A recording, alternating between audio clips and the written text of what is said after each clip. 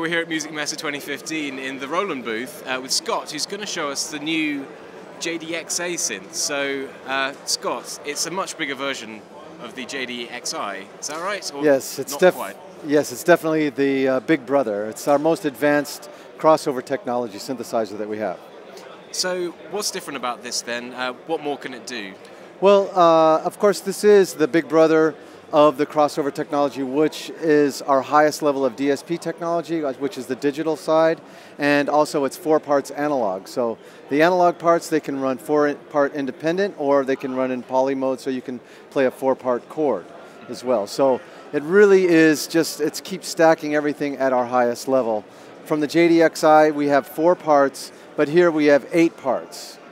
You know, okay. 8 parts on the pattern sequencer, 8 parts on the pattern sequencer here, 8 different parts on the sound engine. And the other difference is that we have all of the filtering can be, and the amplifier, the filtering can go out, the analog parts and the digital parts can cross-pollinate with the digital filter or the analog filters, however you want to deal with it. It's totally cross-pollinating. Cool, and so the oscillators themselves, can you tell us about those? Yeah, I mean they're incredible. There's 4 parts. Each part has 2 oscillators. Each oscillator has pulse width modulation. The variable waveforms is just it's just our top of the line analog sound engine. Okay, and these are VCOs or digitally controlled? Yeah, it's DCOs. Oh, DCOs. Yeah, it's variable as well. You know, you can set the tuning to go by step if you want for really easy, or you can set them in small increments. Okay, cool. Yeah.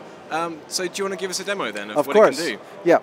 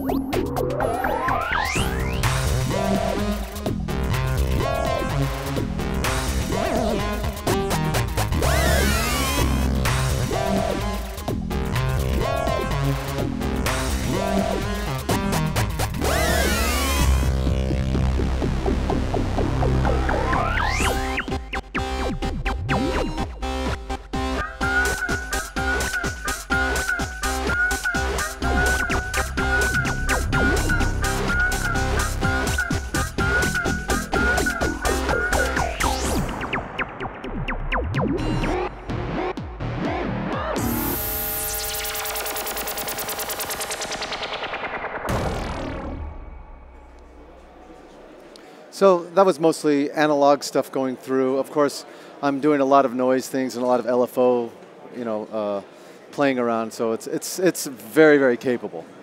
So can you sort of talk us through some of the features and just demo them just quickly? Sure, of course. Now, so if we take the analog side, and just to show you the reason why we have this crossover concept, we have the analog side, which is so warm. It's pretty much like playing with like a Jupiter 4.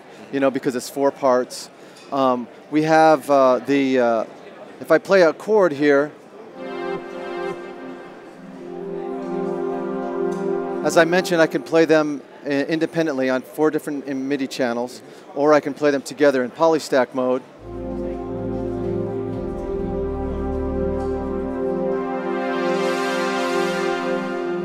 Filtering is really beautiful, but now when you start to add the digital side, you get that crispness, you get the very detailed things as well, not just the sheer power.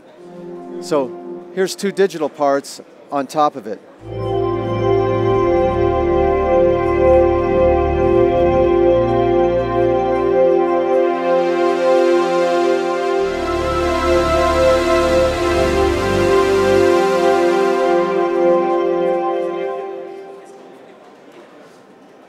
Now, there's also an arpeggiator.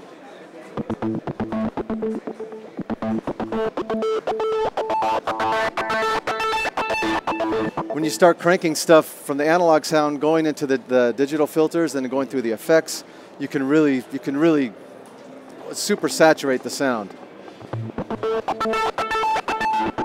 Now let me give you a little idea on the flow. Okay, now as I mentioned before, you have the analog parts and the digital parts, and they can go through the filtering, which is the variable digital filter, and also the analog filters, and then it can go through the digital effects if you want as well. These are real-time effects. So what do we have there, and what's in there for the effects? Well, there's slicers, there's choruses, there's all kinds of bit crushers, there's all, EQ if you want. If you really want to put some really high end on something and also pass it through the high pass filter, it can get really crispy if you want. Right, okay. But the thing that's nice is that each part has its own individual part effect. So you can have that assigned, but then you can have these over here assigned to real-time fun, so you can really tweak as you go. But if you want to bypass those effects, you can just take the dry analog out, so you can have the analog signal just completely pure. There's also CV gate on the back as well, so you can really a lot of connectivity. Yes. Right. Yeah.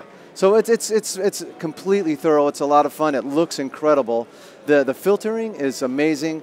The envelopes are very crisp, really nice. So for instance, let me just grab you this. I'll show you. Put a little.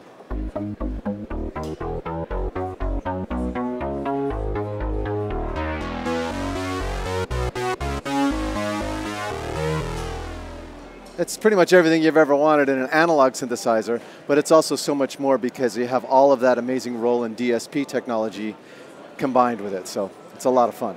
Cool. So how much is this going to cost then, and when's it going to be available? We're looking at July, and it's also going to be about $2,300 US.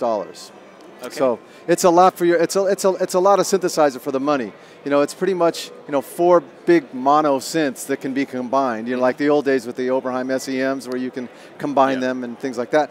But it's also again the digital side is the supernatural synth technology. So it's our highest DSP as well. So it's a lot of bang for your buck. Cool. Thanks very much, Scott. Thank you very much.